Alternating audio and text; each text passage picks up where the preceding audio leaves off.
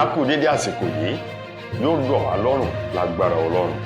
Ìròyìn fẹ́lifẹ́li ló ń dé sí ojú ìwòran yín láti lè ṣẹ̀wá ìròyìn fẹ́lifẹ́li online TV. Fúnmi Adénúgà ló ń ròyìn. Síwájú kẹ̀ẹ́túgbẹ̀kúnrẹ́rẹ́ rẹ̀ ọ̀hún, ẹ jẹ́ ká dé òkè lẹ́wọ̀n náà, à ń bọ̀ wá.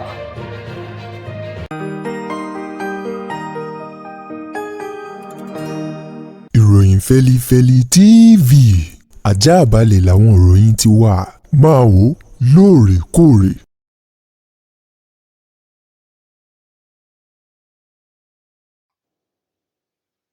Ẹ káàbọ̀ padà, ìròyìn ọ̀hún rèé lẹ́kùnrẹ́rẹ́. Ẹ̀ka kan nínú ti ẹgbẹ́ òṣèlú PDP, èyí tí Kàbírù Tùràkì tó jẹ́ alága fún tó ń lé iwájú fún nínú ẹgbẹ́ òṣèlú ọ̀hún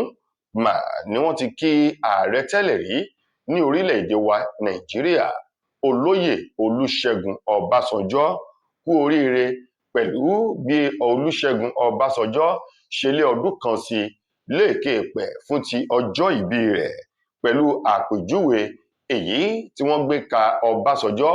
gẹ́gẹ́ bí aṣíwájú rere èyí tó ní ìfẹ́ ìlọsíwájú ètò ìṣèjọba àwarawa. Nínú àtẹ̀jáde kan èyí tí ẹgbẹ́ òṣèlú PDP ọ̀hún ẹ̀ka ti Tùràkì tó fi léde, èyí tí wọ́n fi kí Ọbásanjọ́ fún ti ayẹyẹ ọjọ́ ìbí ti Olúṣẹ́gun Ọbásanjọ́ ọ̀hún, ni wọ́n ṣe àpèjúwe rẹ̀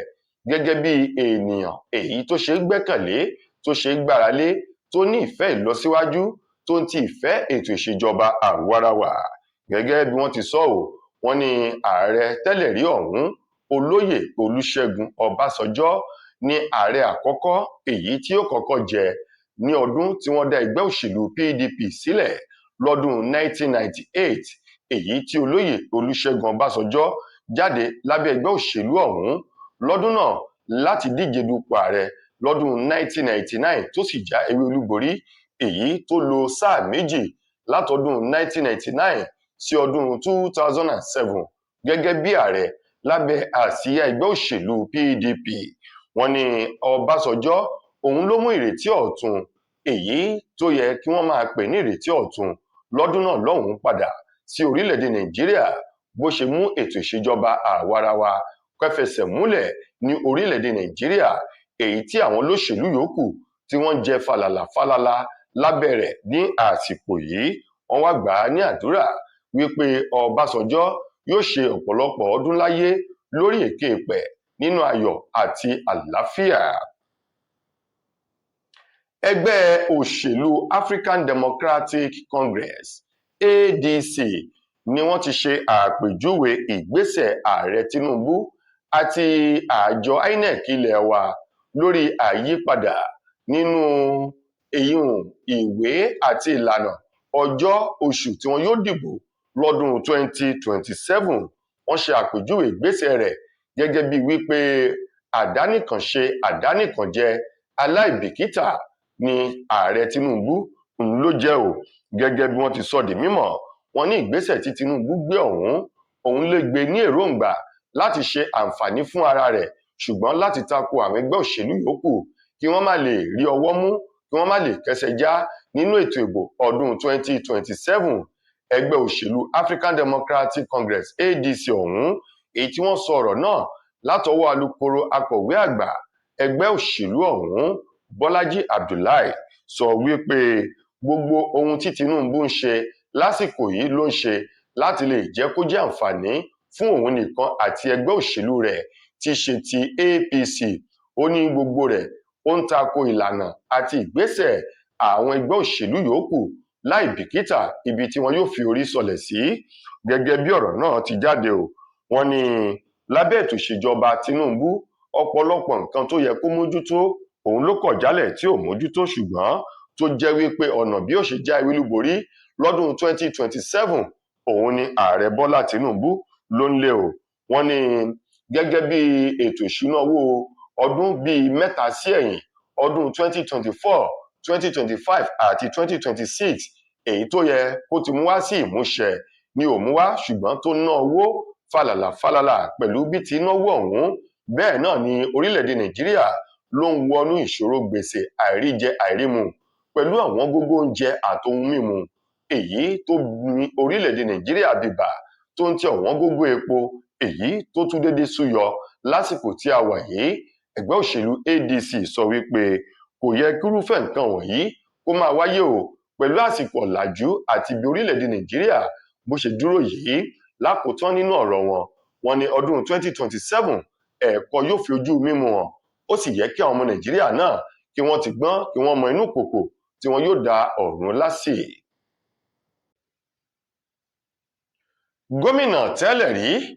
ní ìpínlẹ̀ Anambra ọ̀gbẹ́ni Peter Obi èyí tó náà dupò ààrẹ lọ́dún 2023 lábẹ́ ẹgbẹ́ òṣèlú Labour Party ṣùgbọ́n tó fìdí rẹmi sọ́wọ́ ẹgbẹ́ òṣèlú APC sọ̀rọ̀ jáde pẹ̀lú ọ̀nà èyí tí orílẹ̀-èdè Nàìjíríà tó fi wà nínú ìṣẹ́ òun ìyà gẹ́gẹ́ bí ohun tí àwọn ọmọ Nàìjíríà tí wọ́n fi ọwọ́ wọn fà tí wọ́n kọ̀ láti yan olórí èyí tó dáa tí yóò mú ayé rọrùn. Ó ní kì í ṣe wípé Nàìjíríà ní ò ní ohun tó dáa ṣùgbọ́n àwọn ìrònú rẹ̀ ló kọ̀ láti mú ohun tó dáa fi ṣe òdiwọ̀n ìgbésí ayé èyí tí wọn yóò lò. Peter Obi èyí tó sọ̀rọ̀ yìí nílùú Àbújá lásìkò tó ń gba àwọn àlejò ẹgbẹ́ kan èyí tí wọ́n ṣe ẹlẹ́mbẹ̀rún sí gẹ́gẹ́ bó ti sọ di mímọ̀. Àwọn ẹgbẹ́ ọ̀hún tó jẹ́ àwọn ẹgbẹ́ oníṣẹ́ ọwọ́ àti àwọn tí wọ́n jẹ́ olùdókòwò kéékèèké lábẹ́ iṣẹ́ ọwọ́ ní ṣíṣe lórílẹ̀-èdè Nàìjíríà èyún ẹgbẹ́ ASFAN ni wọ́n ṣe àbẹ̀wò sí Peter Obi. Níbẹ̀ ló ti bu ẹnu ọ̀rọ̀ tó ti bù jáde o wípé tá a bá wò ó dáadáa Ọlọ́run kẹ́ orílẹ̀-èdè Nàìjíríà pẹ̀lú àwọn ohun àlùmọ́nì bí epo rọ̀bì, afẹ́fẹ́ àti àwọn ohun dúkìá èyí tó jẹ́ àmúṣọrọ̀ àmúṣagbára nílẹ̀ yìí tí ò yẹ kí ebi kó pamọ́ Nàìjíríà kankan bí tí ń kó kéré mọ́tò. Ó ní ṣùgbọ́n pẹ̀lú àwọn nǹkan wọ̀nyí tí Ọlọ́run fi jíkì orílẹ̀-èdè Nàìjíríà, ó ní àwọn ọmọ orílẹ̀-èdè Nàìjíríà kọ̀ láti tẹ̀ka àti láti yan olórí èyí tí ó ṣe àmúlò àwọn nǹkan ọ̀hún tí ó fi wúlò fún tẹrú tọmọ mùtúmùwà ọmọ orílẹ̀-èdè Nàìjíríà. Ó ní nípa ìdí èyí bí àwọn ọmọ Nàìjíríà bá kọ̀ láti yan olórí rere, ó ní àdójúkọ wọ̀nyí náà ni ó jẹ́ ìṣòro èyí tí wọ́n máa dojúkọ o. Peter Obi tó sọ wípé kì í ṣe orílẹ̀-èdè Nàìjíríà nìkan ni Ọlọ́run fi èrò tó pọ̀ kẹ́ o. Ó láìmọye àwọn orílẹ̀-èdè tí wọ́n ní èrò tó pọ̀ ju orílẹ̀-èdè Nàìjíríà lọ ṣùgbọ́n tí wọ́n ń gbádùn bí èèrà inú ṣúgà. Gẹ́gẹ́ bí àpẹẹrẹ, Peter Obi sọ wípé bí wọ́n bá wo orílẹ̀-èdè Indonesia, ó ní dédé bí orílẹ̀-èdè Nàìjíríà ti rí pẹ̀lú èrò àti ohun àlùmọ́nì náà ní orílẹ̀-èdè ọ̀hún ní, ṣùgbọ́n wọ́n yan olórí èyí tó dáa láti ṣe àmúlò láti fún orílẹ̀-èdè wọn àti àwọn olùgbé orílẹ̀-èdè ní ìgbé ayé èyí tó rọrùn yàtọ̀ sí èyí tí Nàìjíríà tó jẹ́ pé ìgbé ayé ìkorò ìnira ni àwọn olórí tí wọ́n dìbò yàn tí wọ́n yàn sí ipò ni wọ́n ń dá padà sí ọ̀dọ̀ àwọn mẹ̀kúnnù. Lákòótán, Peter Obi ní òun rọ àwọn ọmọ ilẹ̀ yìí láti la ojú wọn kí wọ́n sì fi ọpọlọ wọn sílẹ̀ láti mú ohun tó dáa lọ́dún 2027. Ó ní bí bẹ́ẹ̀ kọ́ ọdún mẹ́rin èmíì ń làwọn ọmọ ilẹ̀ yìí ni wọn yóò tún fi jẹ ìyà gẹ́gẹ́ bí Peter Obi bó ti sọ ọ̀rọ̀ ọ̀hún. Ọ̀pọ̀lọpọ̀ àwọn ènìyàn ni wọ́n ti ń nawọ́ ìfẹ́ sí ìta báyìí láti rọ́pò ipò alákòóso fún ọ̀rọ̀ agbára ní orílẹ̀-èdè yìí gẹ́gẹ́ bí ìròyìn èyí tó jáde o. Ẹni tí í ṣe alákòóso lọ́wọ́ yìí fún ọ̀rọ̀ iná agbára nílẹ̀ wa Nàìjíríà ọ̀gbẹ́ni Adébáyọ̀ Adélabú ni wọ́n ní tó bá di ọ̀sẹ̀ tó ń bọ̀ yóò kọ ìwé fipò rẹ̀ sílẹ̀ gẹ́gẹ́ bí ìgbáradì àti èrò ọkàn rẹ̀ láti díje dupò gómìnà lábẹ́ àsíá ẹgbẹ́ òṣèlú APC ní ìpínlẹ̀ Ọ̀yọ́ lọ́dún 2027. Wàyí o, àwọn lẹ́nu lọ́rọ̀, àwọn ọ̀jọ̀gbọ́n, ọlọ́gbọ́n, onímímọ̀ àti àwọn olóye ni wọ́n ti ń gba ààrẹ Bọ́lá Tinubu lámọ̀ràn wípé kó wò ó dáadáa ò síwájú kó tó yan alákòóso ìmíì èyí tí ó di ipò Báyọ̀ Adélabú ní gẹ́rẹ́ tó bá ti kọ̀wé fipò rẹ̀ sílẹ̀ kó wò ó kó tó yàn án sípò, nítorí wípé ẹni tí ń bẹ níbẹ̀ lọ́wọ́ yìí oníkálukú wa ló ti mọ ipò tí iná ọba orílẹ̀-èdè Nàìjíríà tó wà lẹ́nu ọdún èyí tó lò gẹ́gẹ́ bí alákòóso ní orí ipò náà. Wàyí o, wọ́n wá rọ ààrẹ Bọ́lá Ahmed Tinubu láti yan ẹni tó mọ̀ nípa ọ̀rọ̀ iná àti ìmọ̀ ẹ̀rọ sí ipò gẹ́gẹ́ bí alákòóso fún ọ̀rọ̀ agbára láti lè mú àyípadà rere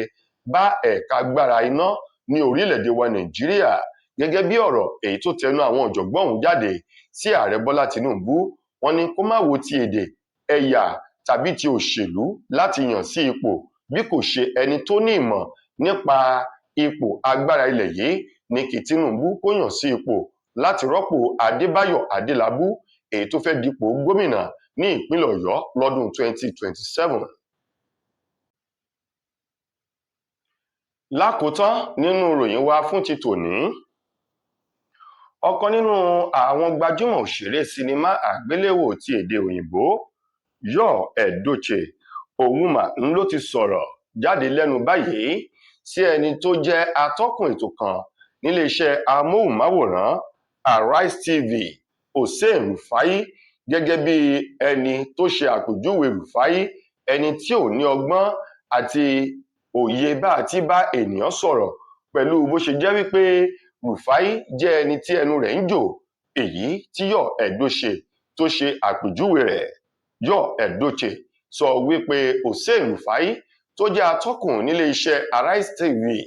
jẹ́ ẹni tí ò kí ń bọ̀wọ̀ fún àwọn àlejò tó bá gbé wá, àti wípé kò ní ọgbọ́n kankan bí tí kó kéré mọ́tò, ìkàn ńlá ẹnu sọ̀rọ̀ jáde, kì í bọ̀wọ̀ fún àwọn àlejò èyí tó bá gbé wá sórí ètò. Gẹ́gẹ́ bí Edochie ti sọ̀rọ̀, ó ní òun rántí fọ́nrán kan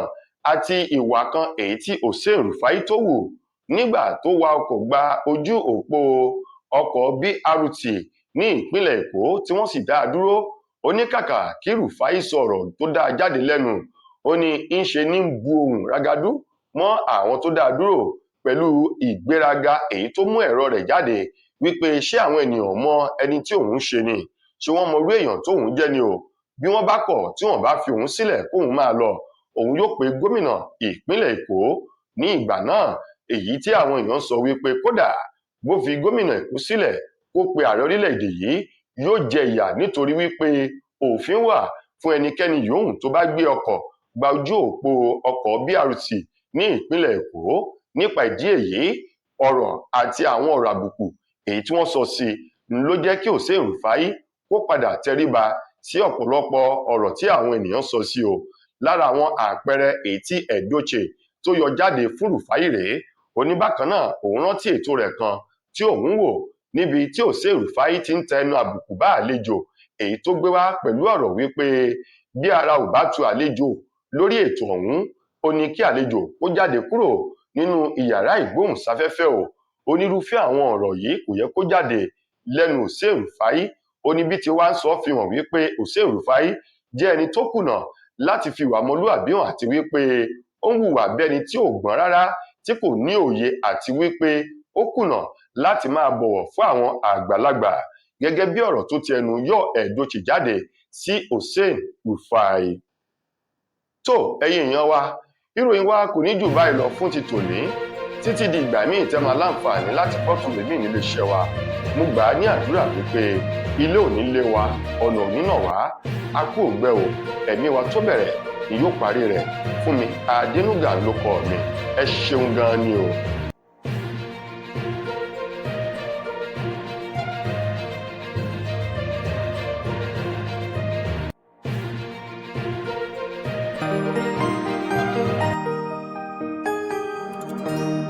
Ìròyìn Fẹ́lifẹ́li TV, àjààbálẹ̀ làwọn ìròyìn ti wà, máa wò lóòrèkóòrè.